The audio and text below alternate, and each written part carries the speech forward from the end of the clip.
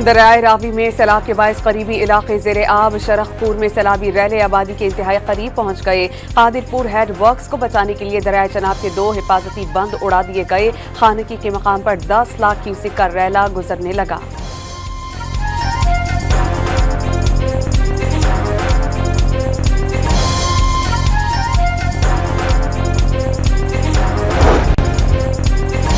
संबड़ियाल में 7 अफराद रेली में बह गए। 4 की लाशें निकाली गईं। वजीराबाद और करीबी वादियों में सैलाबी पानी दाखिल।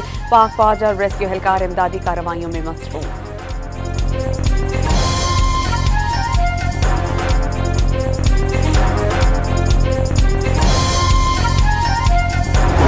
सैलाब के बायस गुरुद्वारा करतारपुर डूब गया। 200 से 300 अफराद पानी में फंस गए। पाक फौज और इंतजामिया लोगों को रेस्क्यू करने में मसरूफ।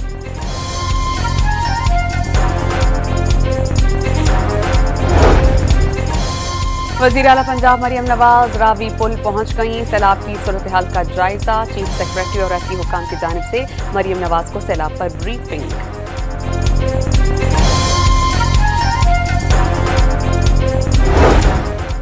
वज़ीर आज़म शहबाज शरीफ आफतज़दा इलाकों का कल दौरा करेंगे। अगले साल मानसून की शिद्दत 22% ज्यादा होगी। पेशगी हिफाजती इक़दामात करना चाहते हैं। चेयरमैन NDMA की वज़ीर आज़म को ब्रीफिंग।